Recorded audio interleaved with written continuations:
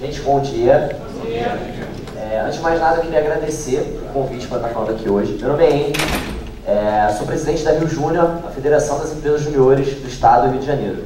Antes de mais nada, eu queria saber aqui quem conhece o conceito de movimento Empresa Júnior, de Empresa Júnior. Quem conhece, por favor, levanta a mão. Show, algumas pessoas. Interessante.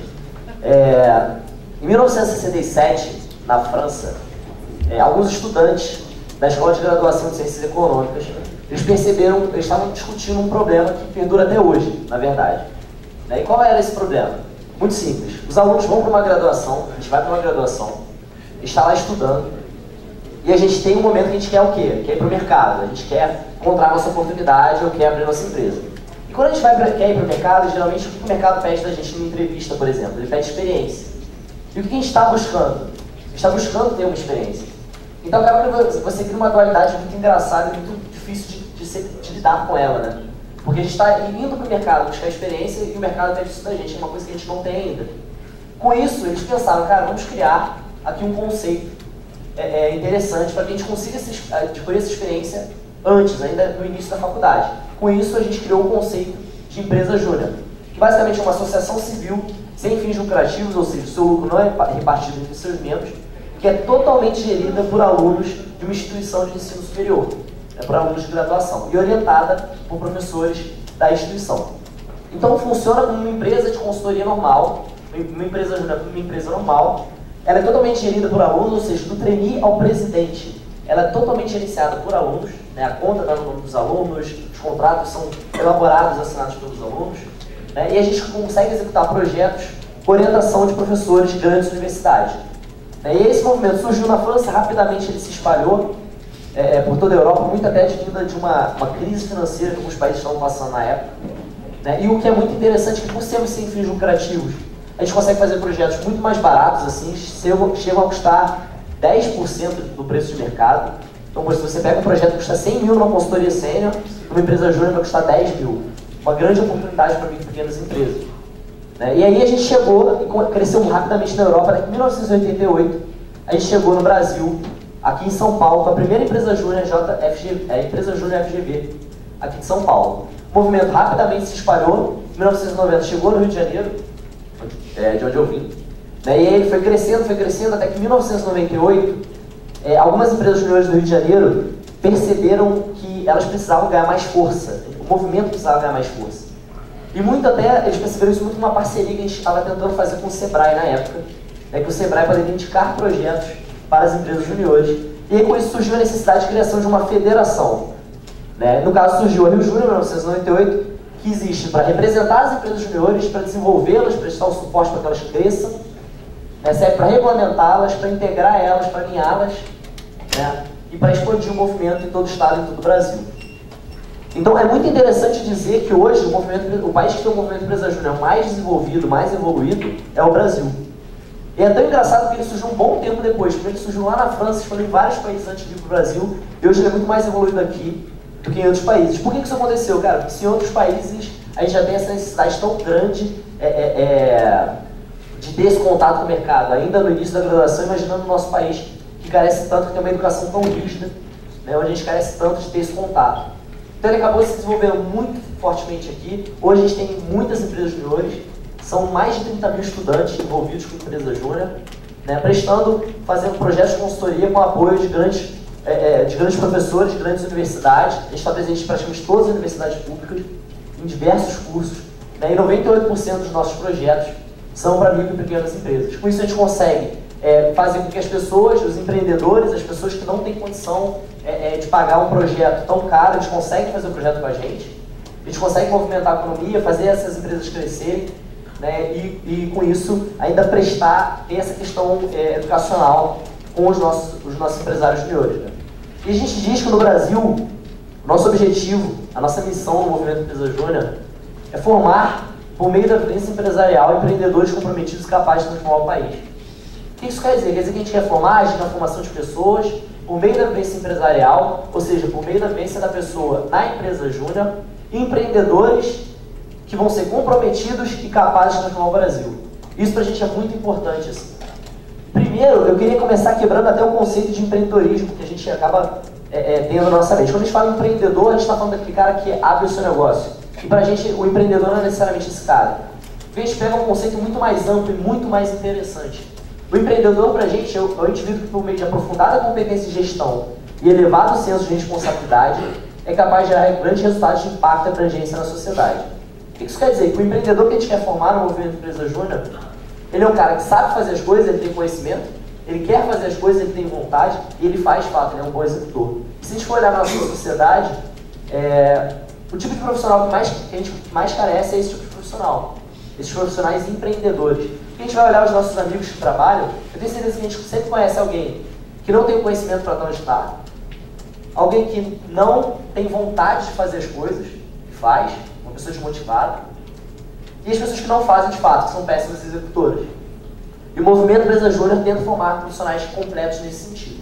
Isso tudo porque a gente acredita que a gente vai transformar o nosso país através das pessoas que a gente forma. A gente acredita que a gente tem que ter um Brasil mais empreendedor, um Brasil mais ético, onde a gente tem um grande compromisso com a verdade, um Brasil mais realizador, onde boas ideias saem do papel, um país mais comprometido, mais meritocrático, um país melhor. E é muito dessa forma que a gente trabalha, é muito dessa forma que a gente acredita. E aí, falando de inovação em micro e pequenas empresas, quando a gente fala em inovação, eu sempre falo que a gente começa com uma palavra que já ficou até meio batida, mas é super importante ser dito, que é o status quo. Inovar é romper a barreira do status quo. E é uma barreira extremamente difícil de ser batida, principalmente num país como o nosso, onde a gente tem uma cultura desde criancinha e ser extremamente avesso a risco. Como assim? Desde pequeno, a gente é meio que formado culturalmente para pensar que qualquer coisa que a gente vai fazer que envolva um risco, a gente não deve se envolver, a gente não deve se meter. Então, se existe um risco de eu investir um dinheiro aqui e eu não ter retorno, por mais que o risco seja baixo, talvez não valha a pena. Se existe eu vou abrir meu negócio, mas a chance de existe uma chance grande de dar errado, não vai valer a pena investir. Não vai valer a pena abrir meu negócio. E eu sempre gosto de dar até o meu exemplo nesse sentido, que eu acho que muitas pessoas até acabam se identificando quando eu falo sobre isso. Assim, desde pequeno a gente é muito formado com uma questão, como eu falei, até cultural do nosso país, de uma forma meio gananciosa. Assim, a gente é formado com aquela coisa de, poxa, eu preciso estudar muito. Para que eu preciso estudar muito? Para ganhar muito dinheiro. Eu preciso ganhar muito dinheiro porque eu tenho que ser muito rico, é o sonho de todo mundo.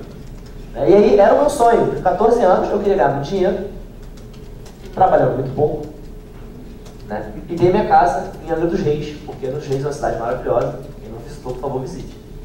E aí, com esse sonho, eu peguei e falei, cara, eu preciso fazer cursos, preciso me profissionalizar, preciso fazer muita coisa. E aí, vamos lá, cursos que a gente faz curso de idioma, então todo mundo vai lá, entra no seu inglês, no seu espanhol, fiz isso também. Faz o curso básico de informática, todo mundo aqui fez, imagino. Também fiz o Excel e etc. E aí você começa a buscar cursos diferentes, para complementar o seu currículo. Cada curso é uma linha mais do seu currículo. Pelo menos é assim que a gente acaba pensando. Porque na verdade a gente vê depois que aquelas linhas do currículo de nada importa. O que importa é a sua experiência, é o que você viveu de fato. E nessa de fazer vários cursos, eu acabei fazendo curso até de reciclagem, porque eu falei, cara, reciclagem é uma questão, sei lá, é interessante botar no meu currículo uma questão social, não sei. Olha o tipo de mentalidade que a gente acaba formando desde pequeno, E com 14, 15 anos, muito com uma pressão dos meus pais, eu decidi fazer um curso técnico de eletrônica que eu fiz. Alguém que fez curso técnico? Algumas pessoas, interessante também. E eu fiz curso técnico muito naquela mentalidade assim, nossa, então quer dizer que eu tenho a oportunidade de ainda no ensino médio, de fazer um curso, de complementar o meu currículo, enquanto ainda estou novo aqui, ainda com 15, 16 anos. Olha que oportunidade interessante, não posso deixar passar. Aí pensava, poxa, boba quem não faz, Todo mundo deveria fazer, porque é uma oportunidade incrível para você complementar o seu currículo. E eu comecei a fazer um curso técnico de eletrônica, e eu não gostei do meu curso. Sendo bem sincero, eu odiei o meu curso, eu não me identifiquei com o meu curso. E o que é muito engraçado, porque aí a gente cai na seguinte questão, eu odiei meu curso e continuei, e terminei meu curso. E por que eu fiz isso? Porque por causa de uma coisa que eu acredito que é o maior mal da humanidade, que é a zona de conforto. Estava muito fácil, estava muito tranquilo ficar ali. Estava muito fácil, estava tirando boas notas, estava tudo super tranquilo, e eu simplesmente decidi continuar. E aí eu me formei com excelentes notas, etc., mas ainda não me identificando. E eu falei, olha, agora chegou o momento, quando eu estava terminando o ensino médio, o ensino técnico, chegou o momento de prestar vestibular. Eu falei, olha, eu não quero prestar vestibular agora, eu quero ter um contato com o mercado primeiro, eu quero entender como funciona o mercado. E eu fiz alguns processos seletivos e acabei caindo numa pequena empresa. Eu lembro que na época eu tinha notas muito boas, fiz os processos seletivos meio que na mesma época, os resultados meio que vieram na mesma época. E uma coisa muito interessante é que eu tive uma oportunidade que poucas pessoas têm, né? Eu tive que escolher onde eu ia trabalhar. E muitas pessoas optariam pelo quê? Escolheriam, sei lá, qual a empresa que te proporciona a melhor condição para você se desenvolver, que te proporciona o melhor plano de carreira. Eu peguei e escolhi, cara, qual paga mais? Que era aquela questão muito por causa dessa formação cultural que eu tive. E eu escolhi essa empresa, foi uma pequena empresa, e essa pequena empresa, eu costumo dizer que nessa empresa, eu tive uma das piores e melhores experiências da minha vida ao mesmo tempo. Foi a pior experiência da minha vida, porque foi uma experiência extremamente frustrante, onde eu não conseguia me identificar com o meu trabalho, né? Já não tinha me identificado com o meu curso, obviamente eu ia trabalhar com aquilo e ia ser infeliz. E estava ali trabalhando infeliz. Né? Só que foi uma experiência ao mesmo tempo extremamente agregadora. Por quê? Eu cometi inúmeros erros, e cara, cometer erros é uma experiência muito boa, porque dificilmente você vai cometê-los novamente. São coisas que você está eliminando da sua vida, no futuro próximo. E com isso, eu tive essa experiência que foi muito frustrante. E uma coisa muito interessante, assim, por que ela foi frustrante? Por vários motivos. Não era só porque eu não me identificava com o meu curso, mas porque a empresa era muito rígida, era muito antiga, era muito quadrada. Prezava por coisas que hoje a gente vê até no mercado. O mercado não preza, assim, as empresas que crescem hoje não são empresas quadradas. Por exemplo, nessa empresa, a antiguidade era posto. Hoje, antiguidade é posto. Só porque você está 20 anos na empresa quer dizer que você pode ter mais poder, que você deve ter um salário maior? Particularmente, eu acredito que não. Acredito que as pessoas que fazem por merecer, as pessoas que trabalham mais, são aquelas que de fato merecem ter algum tipo de benefício, ter algum cargo. Além disso, uma coisa muito interessante, na época as pessoas, a gente colocava vários assuntos em pauta para a gente discutir e melhorar a empresa, e a gente não tinha abertura. A gente não sentia abertura para melhorar os processos da empresa. A gente não tinha espaço. Não existia um ambiente propício à inovação, um ambiente propício à melhoria. Como resultado, a empresa estava sempre ali, ó, sempre faturando a mesma coisa. Ela não crescia, ela estava estagnada. E as pessoas ali naquele ambiente eram o quê? Eram infelizes. Eram pessoas que não se identificavam com a causa da empresa. Não tinham propósito. E eu não sei aqui quem já teve uma experiência frustrante no mercado de trabalho, como eu tive, mas é muito frustrante você acordar todo dia às 5 horas da manhã, você olhar para o teto e falar, cara, o que eu estou fazendo com a minha vida? Por que eu estou acordando às 5 horas da manhã para ir para esse trabalho que eu não me identifico? E foi muito engraçado, porque mesmo sem me identificar, eu acabei continuando, muito porque, como eu falei, eu estava ali na zona de conforto, né, que, como eu disse, na minha opinião, é um dos maiores males da humanidade. E nessa zona de conforto, eu decidi continuar, e mesmo assim a situação estava tão crítica que eu estava pensando em sair. Quando eu ia sair, eu ganhei um aumento. Falei, poxa, se eu ganhar um aumento, vamos continuar. E aí, com aquela mentalidade, mais uma vez, de que estava fácil porque eu não continuar ali. E eu continuei até que eu cheguei, prestei vestibular no ano seguinte, e eu passei para a Universidade Federal do Rio de Janeiro, a UFRJ. E como lá é integral, eu acabei tendo que sair do meu emprego. Eu confesso que saí muito feliz, porque estava me livrando de uma coisa que eu não me identificava. E aí, quando eu fui escolher o curso, eu tinha tirado uma nota muito boa, assim. E eu poderia ter escolhido qualquer engenharia, assim, pela minha nota. E faria muito sentido, talvez, eu continuar no que eu já estava me desenvolvendo, né? No caso, na eletrônica, eu fazer, sei lá, engenharia eletrônica. E eu lembro claramente que, assim como muitos de vocês fizeram graduação, eu estava pesquisando qual graduação eu ia fazer. E eu estava pesquisando, poxa, qual, sei lá, o setor de atuação, o que o profissional da minha área vai fazer, etc, etc. E aí eu vi um dado muito interessante, assim. O engenheiro elétrico, ele ganhava, depois de um tempo, em média, R$3.000 a mais que o engenheiro eletrônico. Aí eu parei e pensei, poxa, ele ganha, R$3.000 a mais. E, poxa, engenharia elétrica, eletrônica, começa com elétrica, é parecido, né, gente? E aí eu peguei e falei, vou botar engenharia elétrica, porque, poxa, tem tudo a ver com eletrônica, eu vou me dar bem, não sei o quê. Fui fazer engenharia elétrica. Uma mentalidade muito errada. Mais uma vez, estava ali, não estava me identificando com o meu curso. Comecei a fazer engenharia elétrica e eu não consegui me identificar. Até que um belo dia, um jovem de 21 anos chamado Pedro Nascimento, ele entrou na minha sala, uma aula de introdução à engenharia elétrica. E ele falou, gente, muito prazer, meu nome é Pedro Nascimento, eu sou presidente da Fluxo Consultoria, que é a empresa júnior de engenharia da FRJ. E aqui eu estou aqui para te dar uma oportunidade para vocês fazerem o processo seletivo da Fluxo. E eu me inscrevi nessa oportunidade, eu achei muito interessante o fato de eu poder ter essa experiência ainda no início da graduação. E aí, essa experiência, ela foi extremamente gratificante para mim. Passei por um processo seletivo intenso e entrei na empresa júnior. E eu costumo dizer que ali eu consegui, de fato, identificar o propósito da minha vida, consegui, de fato, me entender enquanto pessoa. A primeira coisa que eu quebrei um paradigma que eu tinha criado. No meu emprego antigo, eu tinha criado o seguinte paradigma. É impossível você trabalhar e ser feliz. Porque eu estava olhando assim, todos os meus amigos que estavam no mercado estavam infelizes, e eu estava infeliz também. Eu falei, cara, é impossível, não tem como. Não dá. Não dá porque, poxa, as empresas são rígidas, são complicadas. E eu aqui, nessa experiência, não estou me sentindo bem, acho muito difícil. Na empresa júnior eu vi que não, que é possível sim, você trabalhar e ser feliz. Quando você tem uma empresa que, cara, preza por inovação, que pensa o tempo todo em melhoria constante, que tem um ambiente propício a isso, que tenta desenvolver isso em você, que te dá a liberdade de dar ideias, que te dá a liberdade de construir as coisas. E isso foi uma coisa que eu já peguei e falei, cara, isso eu vou levar para a vida. Até porque se a gente for parar para pensar, e reduzir o resto da nossa vida de uma maneira bem simples, 1/3 do resto da nossa vida a gente vai passar dormindo. O outro terço da nossa vida a gente vai passar trabalhando. E o outro terço da nossa vida a gente vai passar no trânsito, porque tá difícil. Então assim, no trânsito é muito difícil ser feliz, né? Dormindo também é muito difícil. A gente vai escolher passar esse terço da vida no trabalho infeliz. Eu não. E eu falei, cara, tem que levar isso pra minha vida. Assim. Foi uma das primeiras lições que eu aprendi. Depois eu vi, cara, o empreendedorismo é de fato a chave do sucesso da sociedade. Assim. Eu vejo aqui os empreendedores, pessoas fantásticas que estão proporcionando novos negócios, que estão impactando a sociedade, que estão melhorando todas essas micro e pequenas empresas, que são 98% dos clientes das empresas de hoje.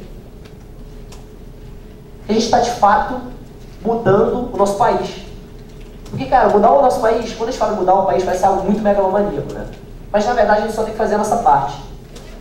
Mudar o país não é você fazer uma ação megalomaníaca, gigantesca, mover milhões de pessoas. Se você fizer a sua parte nas poucas coisas que você tem que fazer, enquanto cidadão, você consegue mudar o seu cantinho de mundo, consequentemente mudar o país como um todo. Assim. Eu falei, cara, eu aqui na empresa Júnior vou tentar mudar o país da minha forma. Assim. Fazendo projetos melhores, propondo melhorias aqui dentro. Com isso eu tive um grande reconhecimento. Assim. A gente conseguiu crescer a empresa Júnior, depois eu virei presidente dessa empresa. A gente conseguiu, poxa, dobrar o faturamento, conseguiu dobrar o número de projetos, tudo isso que a gente criou um ambiente que era propício ao quê? Inovação, propício à melhoria. As pessoas estavam ali, eram 50, 60 pessoas que estavam ali envolvidas com a empresa, que estavam o tempo todo propondo que melhorias, propondo formas de melhorar a empresa. E todas elas se sentiam que donas daquilo, o que é muito importante hoje em dia. Né? E aí, um ponto muito interessante que a gente sempre falava era com relação a ter ideias. Como assim? Muitas pessoas falam, ah não, eu vi uma pessoa que foi, pegou a minha ideia e ela executou a minha ideia. Mas eu pensei primeiro. E a gente sempre falava, olha, não adianta você pensar primeiro. A ideia não é de quem pensa primeiro, é de quem executa primeiro. Quem executa primeiro é o dono da ideia. E foi a pessoa que saiu do status quo, quebrou o status quo, saiu da sua zona de conforto, que de fato botou a ideia na prática. E a gente incentivou isso o tempo inteiro. Como resultado, a gente apresentou inúmeros cases depois dos resultados que a gente teve na empresa, assim. Foi extremamente premiado, a gente teve umas 5 premiações. Isso foi muito gratificante. Assim. Posteriormente, eu vim a me candidatar à presidência da Rio Júnior, que é a Federação das Empresas Júniores do Estado do Rio de Janeiro. Hoje represento 2.000 jovens do Rio de Janeiro, mais de 100 empresas juniores do Estado. Tenho essa oportunidade ainda com 23 anos, muito novo. Que é muito gratificante, dificilmente eu teria se eu não tivesse falado assim, cara, eu vou colocar inovação e empreendedorismo como primeiro lugar na minha vida, principalmente felicidade. É uma coisa que eu acredito muito, assim. E eu até destaco uma experiência que eu tive. Existe algum headhunter aqui entre a gente hoje? Algum? Não? Show. Eu fui abordado há um tempo atrás, quando eu ainda estava nessa empresa Júnior Fluxo, por um headhunter. Né? E na época eu não sabia o que era headhunter, né? Que são os caça-talentos. E ele me ligou, ele falou, olha, pode falar com ele? Eu falei, sim, sou eu. Poxa, queria marcar uma reunião com você pra gente conversar e tal. Tudo bem, vamos marcamos uma reunião.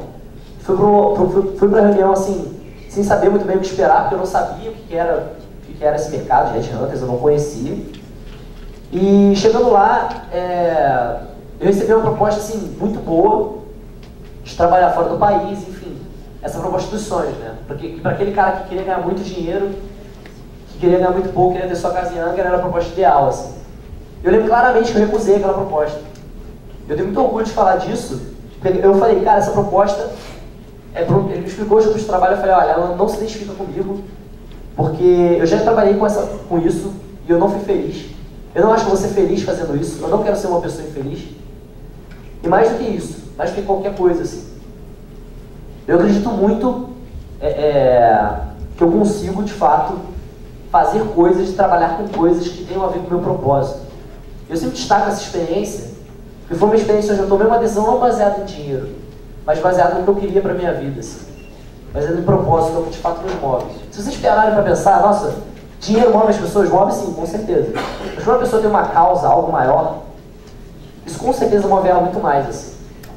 Isso faz ela ir além, isso faz ela dar muito mais, faz ela dar o sangue 10 vezes mais do que qualquer outra causa, assim. Uma coisa muito interessante de se dizer é até assim, o fato como a gente pode resumir a nossa vida como um todo, né? Se a gente for resumir a nossa vida, o que a sociedade como um todo diz que a gente deve viver? É algo que a gente busca o tempo inteiro. A sociedade diz o seguinte, a gente deve nascer, a gente vai nascer, a gente vai crescer, aí a gente vai aprender a falar, a gente tem que entrar numa escola, a gente tem que aprender a ler, escrever, aí tem que estudar muito.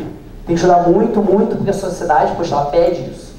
E aí você tem que estudar demais, você tem que fazer vários cursos para um dia você prestar o vestibular, você tirar uma nota excelente, você entrar na faculdade. Você vai entrar na sua faculdade, você vai ter que estudar mais ainda, você tem que ter um CR altíssimo, tem que ser muito maior do que todos os outros, para que você consiga o quê? Ter uma boa oportunidade, um bom estágio, um bom emprego. E aí você deve passar para o melhor emprego possível. Deve passar para a maior empresa, fazer carreira lá dentro, trabalhar anos lá dentro. Paralelo a isso, você deve casar com alguém, ter filhos para garantir a continuidade da espécie, no final se aposentar e morrer. É meio que a forma como a sociedade diz pra gente que a gente deve viver. Se alguém discorda, podemos discutir. E aí, uma coisa bem engraçada é o seguinte, quando a gente para pensar em pessoas, eu queria assim, fazer um exercício, vamos parar para pensar em pessoas que a gente gostaria de ter uma trajetória de vida parecida com a delas, assim. Quando a gente para pensar nessas pessoas, a gente pensa em pessoas que justamente fizeram o contrário. Olha que engraçado. Eu, por exemplo, penso nos meus pais. Os meus pais, eles vieram do interior de Minas Gerais, numa cidade chamada Vitorinos. É uma cidade com 1000 habitantes, muito pequena. Sendo que essa cidade, eles tinham vários irmãos, né? Não tinha televisão na época. Meu pai tinha 12 irmãos, minha mãe tinha uns 30. E com isso, e com isso, eles tiveram que largar a escola na 4ª e 5ª série para poder capinar na roça, para ganhar um dinheirinho para fazer as famílias sobreviverem. Assim. E aí com 18 anos deu a louca neles, eles decidiram ir para o Rio de Janeiro, enfrentar lá a cidade. Daí com isso eles conseguiram crescer, meu pai abriu um negócio depois, deu super certo, e hoje a gente está super bem de vida. Eu tenho um irmão mais novo que está tendo uma formação excelente, assim, graças a todo o suor dos meus pais.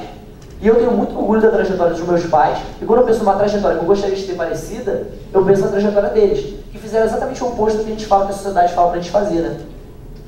Por que a gente pensa nisso? Porque meus pais foram empreendedores na vida. Pensaram diferente, fizeram diferente. Quando a gente vai pensar em outras pessoas, vou dar outro exemplo aqui, Steve Jobs largou a universidade para abrir empresa na própria garagem. Quando a gente fala em inovação hoje, faz um tempão que ele morreu, mas ainda parece que ele está vivo. Quando a gente fala em inovação, o primeiro nome que vem na nossa cabeça, o nome disso é legado. Legado que essas pessoas causaram nas nossas vidas. E quando a gente vai pensar em pessoas que a gente gostaria de ter uma trajetória de vida parecida, a gente pensa nessas pessoas. E essas pessoas pegaram e falaram, cara, tudo que a sociedade fala que é incomum, tudo isso que eu vou fazer. As pessoas, elas fogem do risco, elas fogem dos problemas. Elas fogem daquilo que é ruim. Tudo que aquilo lá, não, isso é arriscado, isso é problemático, não vou enfrentar. Prefiro ficar na minha zona de conforto, é muito mais fácil. E de fato é. De fato é muito mais fácil. Mas que impacto você vai gerar na sua vida, na sociedade? Que legado você vai deixar? Estudos comprovam isso. Quando a gente vai olhar, Harvard estudou todas as pessoas mais ricas do mundo. Todas elas empreenderam nas suas vidas. Empreenderam de alguma forma. De algum momento elas saíram desse status quo, em algum momento elas fizeram diferente. Porque se elas não tivessem feito diferente, elas não teriam potencializado suas empresas, não teriam potencializado suas vidas. Então, cara, qual o segredo para você inovar nas suas empresas? Nas suas micro e pequenas empresas, ou no geral assim? Acho que de uma forma geral, a primeira coisa é sair da zona de conforto. Primeiro passo. Você tem que sair da sua zona de conforto. Você tem que se desafiar. Você tem que ter metas. Metas que precisam ser desafiadoras, porque se for muito fácil, qualquer um bate. Mas elas têm que ser alcançáveis. Tem que ser algo que você tem que ser desafiador, mas que também seja possível de ser alcançado. Também seja possível de ser batido. Além disso, o que é muito importante? Você tem que ter um ambiente propício à inovação, à melhoria. Quando a gente fala em ambiente, a gente está falando tudo, todo ao redor. A gente tem que ter discussões como essas sendo geradas, para que a gente consiga discutir como melhorar as nossas empresas. A gente tem que ter políticos discutindo isso, implementando projetos de lei e diversos outros projetos que melhorem o nosso ambiente, para que seja favorável ao crescimento dos nossos negócios e a inovação, não só o crescimento, mas como também o surgimento de novos negócios. A gente tem que ter o quê?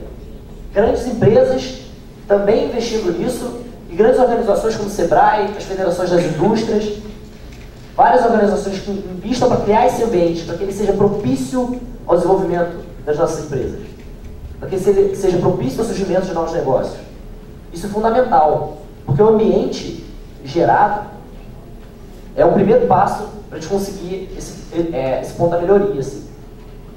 Outra coisa fundamental é a preocupação com o humano. Assim. Como eu falei, eu tive uma experiência extremamente frustrante, porque a minha empresa é extremamente quadrada, extremamente enrijecida. Não havia uma preocupação em dar liberdade para as pessoas poderem criar, para as pessoas poderem opinar. Essa preocupação com o humano é essencial, porque são eles que de fato executam os processos. São eles que de fato fazem as coisas. São essas pessoas que de fato, os nossos funcionários, são as pessoas que trabalham com a gente, elas não têm que trabalhar para a gente, elas têm que trabalhar pela gente. Ela não trabalha para você, ela trabalha por você. E é dessa forma que eu tento pensar. Por quê? Porque isso faz com que as pessoas identifiquem seus propósitos, que elas encontrem uma causa maior, que elas lutem por ela. Quando elas encontram essa causa, elas conseguem gerar muito mais resultado. Isso faz com que ela fique horas a mais no trabalho dela, sem reclamar de não ganhar hora extra. Porque ela está ali o quê? Trabalhando por uma causa maior, por algo que a move. Que não vai ter dinheiro, que vai comprar. E isso é fundamental. Isso é o que falta hoje em várias empresas. É algo que as grandes empresas conseguiram identificar, que elas trabalham hoje no seu dia a dia, mas que as micro e pequenas empresas ainda estão meio que patinando nesse sentido. Elas precisam desenvolver muito esse ponto, esse trabalho com propósito, essa identificação de qual é o seu papel na sociedade, para que elas consigam se desenvolver também. Bom, basicamente era isso que eu tinha para passar, assim. Espero que tenha sido satisfatório. Qualquer coisa estou à disposição. Podem entrar em contato comigo. Muito obrigado.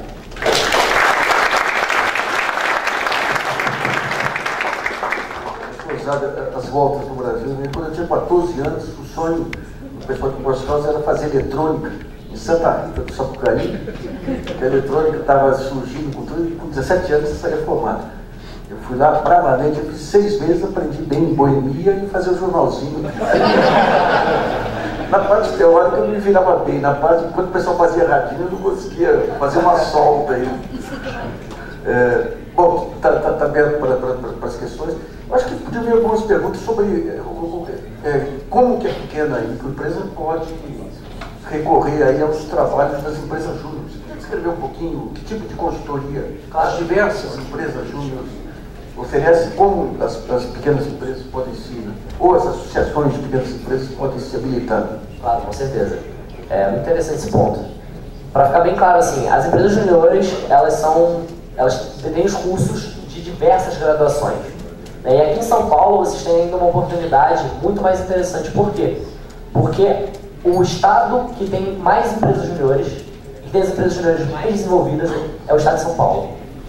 Então aqui, nós temos empresas juniores de praticamente todos os cursos, que trabalham em inúmeras vertentes, com professores extremamente qualificados de todas as grandes universidades de São Paulo, sem exceção. Todas as universidades públicas e várias particulares. E o que é muito interessante, nós fazemos diversos tipos de projetos. Então, desde projetos para quem está estruturando o seu negócio, sei lá, um plano de negócios, planejamento estratégico, estudo de localização, temos empresas juniores que fazem esse tipo de serviço. Assim como também se você precisar de algo mais técnico. Eu tenho dois exemplos de projetos que a gente desenvolve lá no Rio de Janeiro. Empreendedores que procuraram empresas juniores nossas para desenvolver novos produtos químicos, desenvolveram também produtos mecânicos, procuraram as empresas juniores que fizeram protótipo, fizeram todo o projeto, tudo isso por um preço de cerca de 10% do preço de mercado. E como eu falei, qual é a questão assim? Por que a gente consegue fazer projetos tão baratos? Porque somos sem fins lucrativos, então a gente não visa o lucro. O nosso lucro, todo o dinheiro que a gente arrecada é totalmente investido na própria empresa. E a gente consegue ter uma qualidade muito boa. Por quê? Porque a gente tem orientação de professores extremamente renomados. Assim, todos eles, só para deixar bem claro isso, acho muito importante deixar claro, todos eles orientam os nossos projetos, do início ao fim, e eles que dão, eles não executam o projeto, ele é executado por um aluno de graduação, mas eles orientam. Então eles que aprovam o final, a entrega final, o projeto vai ser entregue para vocês, ele tem a aprovação final de um professor orientador. Tem assinatura, muitas vezes, tem a canetada final é de um professor orientador. Isso dá o quê? Uma segurança muito grande, de que o projeto tem uma qualidade muito boa. E se a gente for pegar os professores das grandes universidades de São Paulo, são professores extremamente renomados, professores com grande experiência, com mestrado, doutorado. Só um pitacos aí para mostrar, digamos assim, por que o Brasil virou campeão aí das empresas júnior. A gente teve nas últimas décadas aí, um fenômeno que ainda não foi suficientemente bem estudado aí, mas nós tivemos uma mudança geracional em que a jovem geração que vinha, ela vinha com muito mais conhecimento que a antiga por conta de todas as revoluções tecnológicas que ocorreram no período, mas por conta também do longo período que o país ficou muito fechado aí e muito encaminhado pelas mudanças. Você estava contando nos anos 90 aqui que você ainda tentava discutir com a empresa familiar, né? A vantagem da terceirização.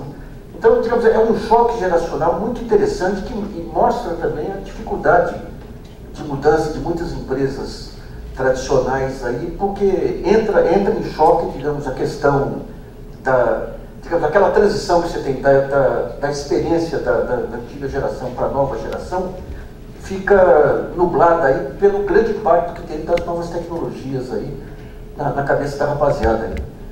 Eu acho que tem uma pergunta ali. Só queria citar mais um ponto que é extremamente interessante, na minha opinião. Que uma coisa bem interessante que a gente tem visto é que as empresas juniores, os empresários juniores, esse contato que eles têm tido com essas empresas, tem sido muito importante para dois pontos. Assim. Primeiro, geração de novos negócios. Porque esses empresários juniores, muitos deles, acabam abrindo seu negócio posteriormente. E aí, como eles conhecem as pessoas que eles fazem, da época que eles faziam os projetos das empresas juniores, eles acabam posteriormente ativando essa rede de contatos para fazer projetos em conjunto. Isso tem acontecido demais. Assim. E o outro fato muito interessante é que esses empresários juniores, muitas vezes, eles começam fazendo um projeto para micro e pequenas empresas, posteriormente eles saem da empresa júnior e vão trabalhar nessas micro e pequenas empresas. Às vezes aqui eles estavam fazendo projeto. Justamente porque ele já tem contato ali, já consegue estabelecer uma relação de confiança, e com isso ele acaba indo para essa empresa depois. E esses profissionais, eles acabam saindo muitas vezes na frente dos outros estudantes de graduação, justamente porque eles têm toda a oportunidade de gerenciar projetos, gerenciar uma empresa ainda muito novo, né? Então eles acabam tendo essa oportunidade que outros alunos não têm. E essas micro e pequenas empresas também acabam tendo esses talentos, muito porque eles enxergam ali um potencial muito grande para suas empresas. Então acho bem interessante pontuar isso assim. Meu nome é Valdir Ciseres, eu trabalho também com consultoria empresarial, e eu gosto de trabalhar com gente nova, que oxigena, tudo, a gente contrata jovens, tudo, mas eu queria fazer duas perguntas. Uma é se esses programas têm um alinhamento nacional, ou é algo individual de uma universidade, ou das universidades do Rio, e segundo, se tem um apoio, fora o interesse de uma empresa para com a universidade, ou a empresa júnior no caso, ou da empresa júnior para uma empresa. Como é que isso é mais abrangente, como é que isso é motivado? Essas são as duas questões. Show, excelente. Então, nós temos hoje empresas juniores em todo o país. E todas elas são alinhadas, sim. A gente tem federações em todos os estados, como a Rio Júnior. Né? Então, por exemplo, em São Paulo a gente tem a FEGESP, que é a Federação das Empresas Juniores do Estado de São Paulo. Em Minas nós temos a FEGEM, que é a Federação das Empresas Juniores do Estado de Minas. E por aí vai, todo estado tem sua federação. E, em paralelo, a gente tem a Confederação de Empresas Juniores, que é a Brasil Júnior, que representa o nosso movimento, é uma instância acima, que representa o nosso movimento no nosso país. E é bem legal que a sede da Brasil Júnior fica aqui em São Paulo, fica 20 minutos daqui. E a Brasil Júnior é responsável por alinhar, por dar as diretrizes do movimento do país. Ela desdobra isso pelas federações e nossas federações desdobram isso nas empresas juniores dos nossos estados. Então, por exemplo, tudo aquilo que eu falei sobre a mensagem de que a gente quer ter um país mais empreendedor, de que a gente acredita que a gente está formando empreendedores, que são essas pessoas que a gente acredita que vão ser comprometidas e capazes de transformar o nosso país, tudo isso são mensagens alinhadas com a Brasil Júnior, que são desdobradas em todas as federações e em todas as empresas juniores. A gente tem, inclusive, a gente percebeu um tempo atrás, em 2009, 2008, o seguinte: toda organização acaba tendo sua estratégia, né? E com o movimento não é diferente. Toda empresa júnior tem sua estratégia, tem seu planejamento estratégico, as federações têm sua estratégia, a Brasil Júnior tem a sua estratégia. A gente percebeu em 2009, 2008 que a gente precisava ter uma estratégia em comum. E a gente montou uma coisa que a gente chama de planejamento estratégico em rede, né? Que é um planejamento estratégico que guia todo o movimento Empresa Júnior, que guia os 30 mil universitários que trabalham hoje para empresas juniores. Esse planejamento estratégico, ele fala qual é a missão do movimento, qual é a visão, o que a gente quer, quais são as diretrizes, qual é o papel das empresas juniores, qual é o papel das federações, qual é o papel de cada uma para a gente alcançar a nossa missão, nossa visão, alcançar o nosso propósito. Então existe todo esse alinhamento. E a gente conta com o apoio de inúmeras organizações. Vou dar o exemplo do Rio de Janeiro, a gente tem o apoio do SEBRAE, que é uma organização que está sempre do nosso lado, ela indica projetos para as nossas empresas juniores, ela patrocina os nossos eventos, a gente organiza grandes eventos, é uma coisa que eu acho importante pontuar também. Eventos para, hoje, por exemplo, a gente organizou agora, recentemente, em Brasília, o Encontro Nacional de Empresas Juniores. Contou com 2.400 pessoas, um encontro grandioso, assim. Foi o maior evento de empresas juniores do mundo, foi organizado em Brasília. E a gente conta com o apoio de organizações como o SEBRAE, lá no Rio a gente conta com o apoio da FIJAN, Federação das Indústrias do Rio de Janeiro, a gente conta com o apoio da Endeavor, a gente conta com alguns mantenedores, como a Accenture, que é uma empresa de consultoria, como a Braskem, como a Uniel, que fica dentro do Instituto, o Instituto Evaldo Lodi, que fica dentro da FIJAN, a Visage, que é uma outra empresa de consultoria extremamente renomada. São empresas que acreditam no nosso movimento, que investem na gente, porque acreditam que a gente está fazendo algo que de fato vai mudar o nosso país, e também porque elas têm interesse em ter os profissionais que são ali formados nas suas empresas posteriormente. Então, por exemplo, a Ambev, a Falcone, a Caixa Seguradora, são empresas que investem no movimento Empresa Júnior. E além disso, hoje a gente tramita, lá na Câmara, um projeto de lei que regulamenta as empresas juniores. Faltam 2 aprovações para ele ser sancionado lá pelo nosso presidente. E a gente está tentando aí, levando ele há mais ou menos uns 2, 3 anos, que a gente está levando ele. E a gente espera que um pouco em breve todas as empresas juniores tenham o seu projeto de lei para que sejam de fato reconhecidas perante todas as instituições. Assim. Isso a gente acredita que deve acontecer em meados do ano que vem, ou iníciozinho de 2017. Bom, vamos para mais uma questãozinha, senão... Bom, então eu queria agradecer muito a disposição do Henrique. E damos por encerrado então essa rodada e voltamos às 2 da tarde. Então. Muito obrigado. Então.